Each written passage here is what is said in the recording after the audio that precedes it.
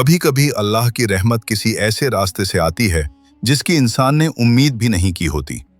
उसी तरह एक दिन हजरत इब्राहीम अलैहिस्सलाम अपने सफर में एक छोटे से गांव के पास से गुजर रहे थे। धूप तेज थी, रास्ता सुनसान था और खेतों के बीच एक गरीब किसान बैठा दिखाई दिया। उसके चेहरे पर परेशानी साफ झलक रही थी और उसके पास एक गधा जमीन पर बैठा हुआ हाँफ रहा था। वो गधा किसान की जिंदगी का सबसे बड़ा सहारा था। उसी से वो खेत जोतता, बोझ ढोता और अनाज बाजार तक पहुंचाता था। आज वही गधा बीमार पड़ गया था।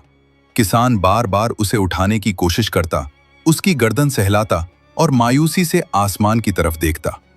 अगर गधा मर जाता तो उसकी रोजी का रास्ता भी बंद हो जाता। हजरत इब्राहीम अलैहिस्सलाम उस मंजर को देखकर रुक गए। उन्होंने किसान से हाल पूछा। किसान ने अदब से बताया कि उसका गधा अब चलने के काबिल नहीं रहा और वही उसकी कमाई का जरिया है। उसकी बातों में कोई शिकायत नहीं थी, बस मजबूरी और टूटे हुए दिल की आवाज थी। हजरत इब्राहीम अलैहिस्सलाम ने गधे की हालत देखी। वो बहुत कमजोर था, सांसें तेज थीं और बदन में जान नहीं लग रही थी। उन्होंने किसान से कोई लंबी बात नहीं की, न तसल्ली के खोखले लफ्ज कहे, न कोई वादा किया। वो कुछ पल खामोश खड़े रहे, फिर अल्लाह की तरफ रुख किया।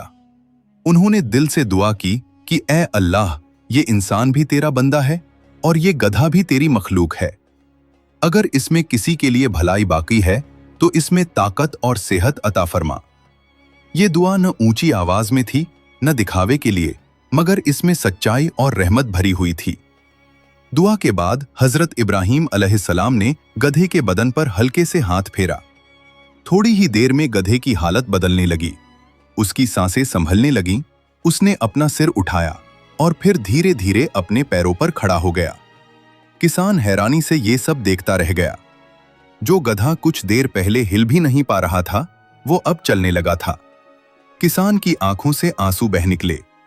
उसने गधे की लगाम पकड़ी और बार बार अल्लाह का शुक्र अदा किया।